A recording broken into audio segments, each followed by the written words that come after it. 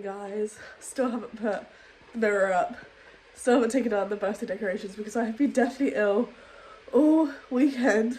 Slept for like 12 to 13 hours every night apart from last night, unfortunately, because I think my very unfortunate partner has come down with an illness as well. Here's my routine. Rub the vapor rub on my chest and on my swollen glands. I would normally do it on my back, but my partner has had to rush off to work because he's been up, bless him, since like 2:30.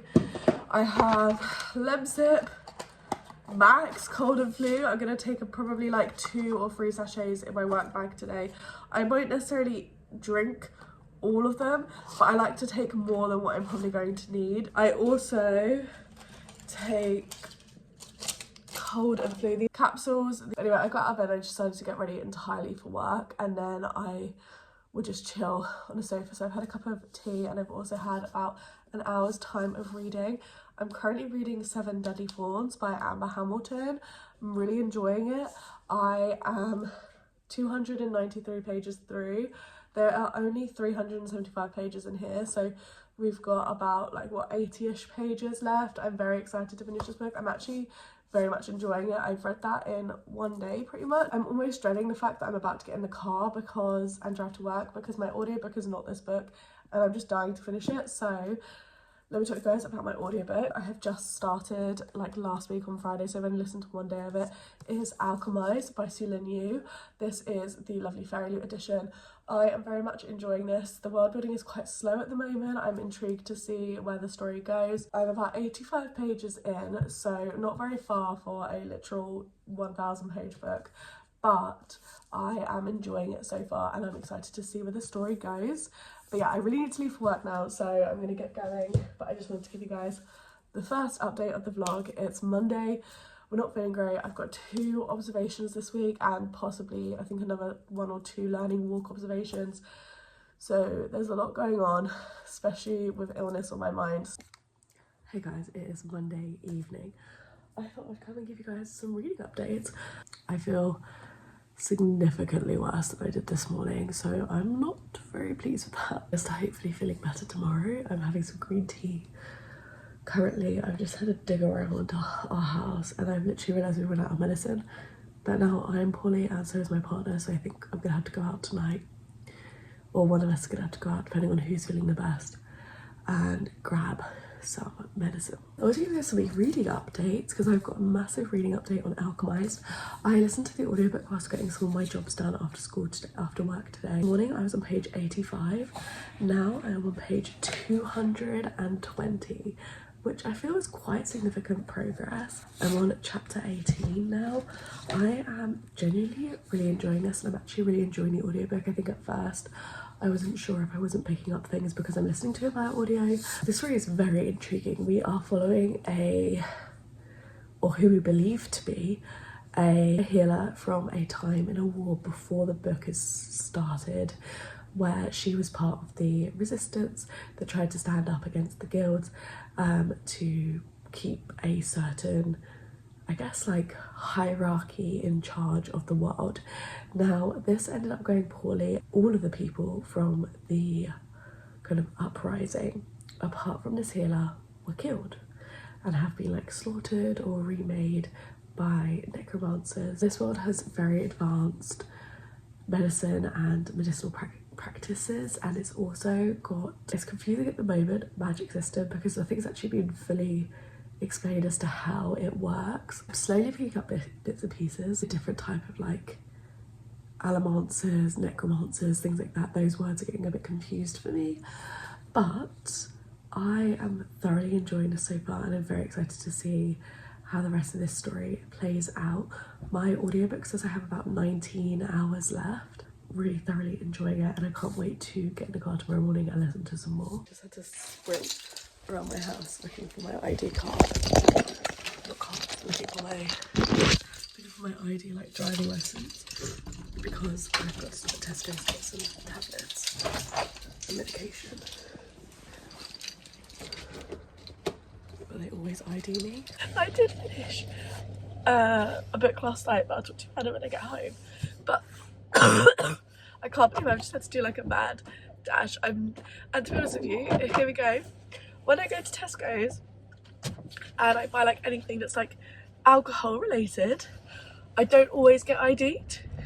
However, when I go to Tesco's and I buy like an energy drink or some type of medication, I always get ID'd. So I was like, if they don't give me medicine today, I've literally got no medicine to take at all. So I'm gonna have to make sure that I can get it from Tesco's. So I've had to do a mad dash to find my ID card. My ID card, why do I want to get an ID card? My driving license, because that proves my ID.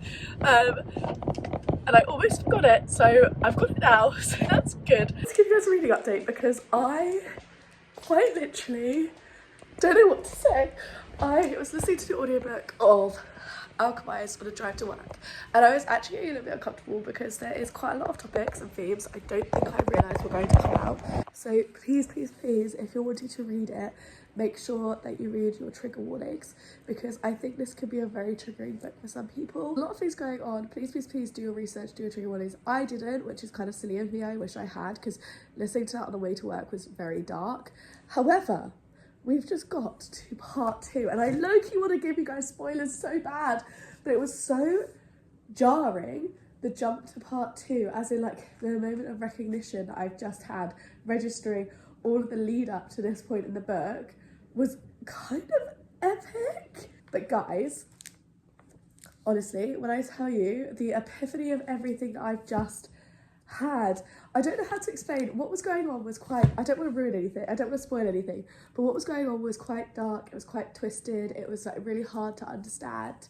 And then this little glimpse that I've just had makes everything seem not as bad, and if anything it makes it seem more heartbreaking, and every small piece has in my brain kind of like woven together into this moment of like, oh my god, I understand why their reaction was like that and this reaction was like that. I understand, and I'm hoping that what I think has just happened has actually happened and is what is going to come out of this part 1, is what's going to happen in part 2, and we're going to kind of catch up to the story and we'll be in present time from there on. I literally just feel gobsmacked at the way that I think this is going to become like this really well thought out, planned story, and I'm so excited to listen to more of the audiobook. So yes, we're on page 260 now. I'm not going to get to read any more tonight. Not only that, but my hearing has gone really funny because I'm not feeling great at all. So I'm going to just try and eat and go straight, eat, shower, go straight to bed. And then, like I was just saying, I finished 7 Deadly Thorns last night. That ending kind of felt like fever dreamy to me because I read it like as it was getting late and I was getting tired and I was just like all over the place. I liked it a lot. I think I'm going to give it like a 3.75 4-star rating. I did really enjoy it. I think it's a really nice good time. It has kind of like this kind of fairy tale-esque woven story between it. Enjoyed it a lot, but the ending felt quite jarring, and considering I know it's a standalone and I was excited about it being a standalone, the ending for me just kind of seemed like a let's forget about our problems and land somewhere else kind of moment.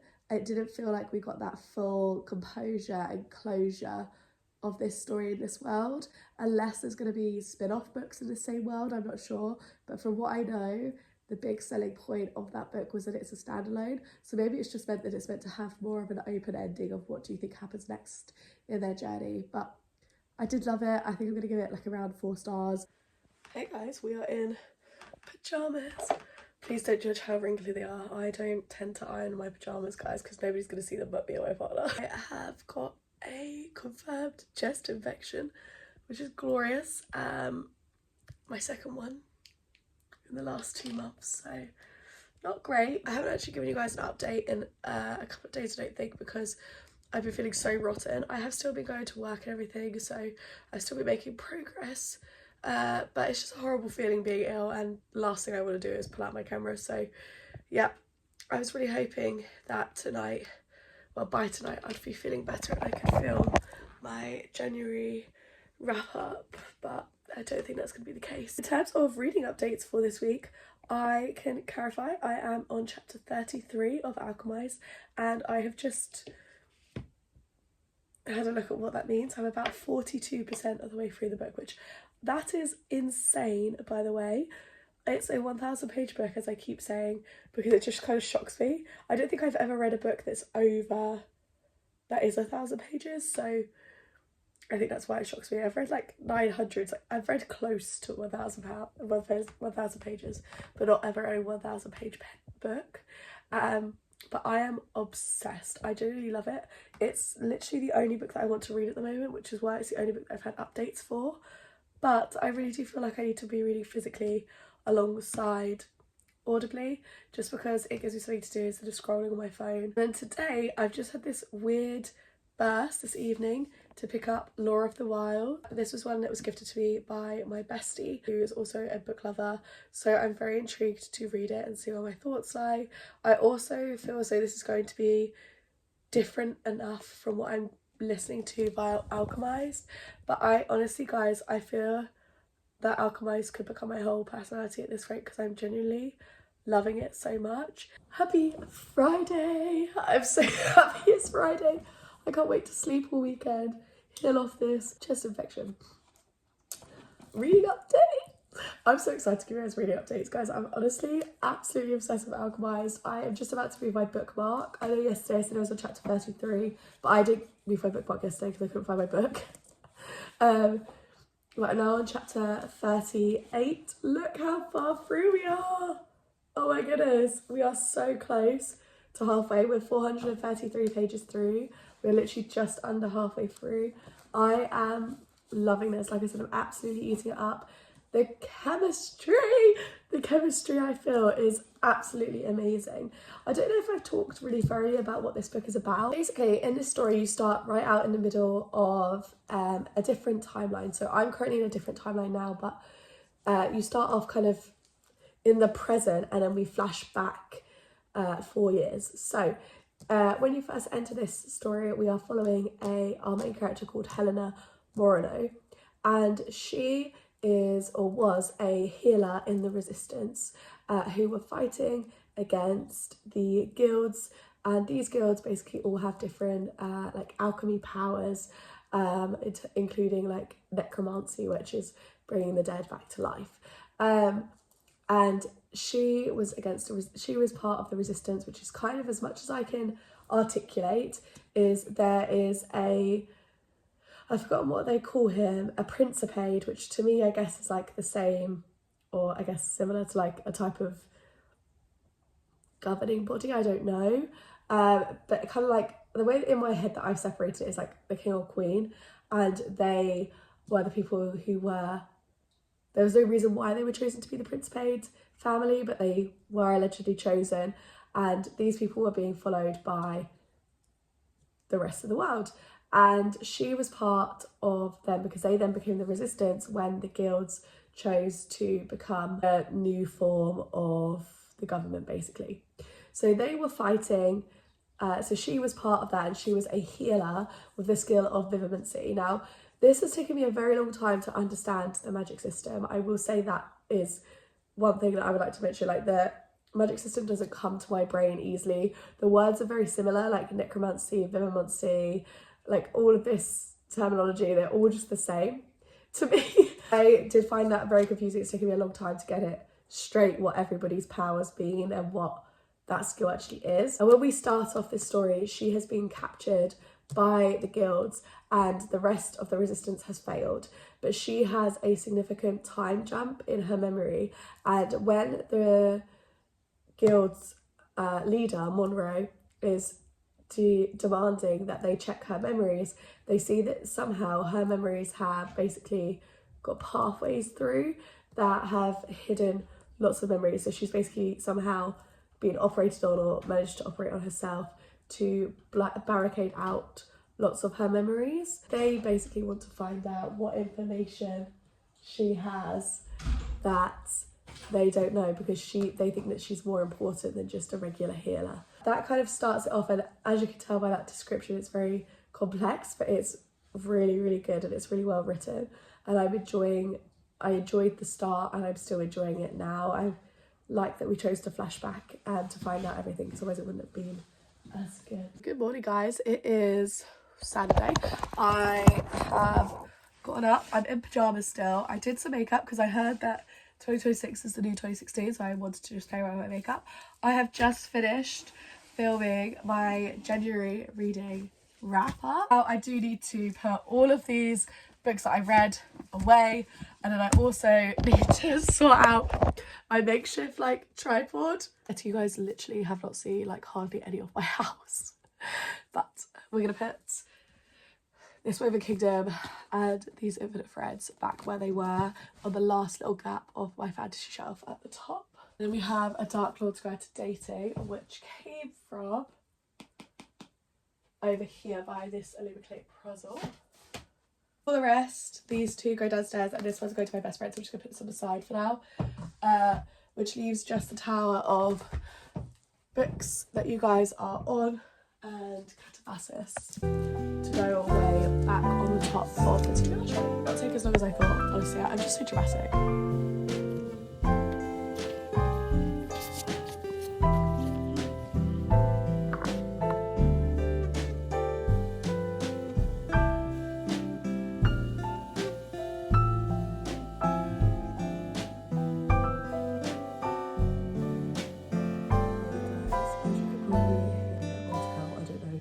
How obvious it is in filming, but I am feeling like crap again.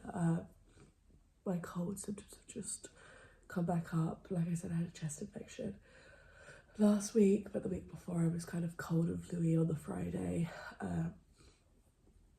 So we're feeling great. As you guys know, I started Lore of the Wilds as well, and over the weekend I did read quite a lot of this. We are almost finished. I'm on page 254. I've got less than 100 pages left. I'm not loving this. Like, I'm enjoying it. I enjoy the cozy vibes because it does feel very cozy. There is like high stakes, but it feels cozy, if that makes any sense. I've enjoyed it. I think the change of pace was really nice. However, I don't feel any chemistry between like the male interest in this book, but that we've had in this book for the majority of it, and our female main character, and I think that's just really kind of turned me sideways a little bit. However, I say that, but there is a potential for a different romantic sub-story or like different romantic story, and that intrigues me. So we'll see how this book finishes off. Like I said, I've got less than 100 pages left. I'm hoping to finish it tonight, but I'm not obsessed with it. So far it's probably like a 3-star read. It's good, but I wouldn't really be recommending it quite highly to others.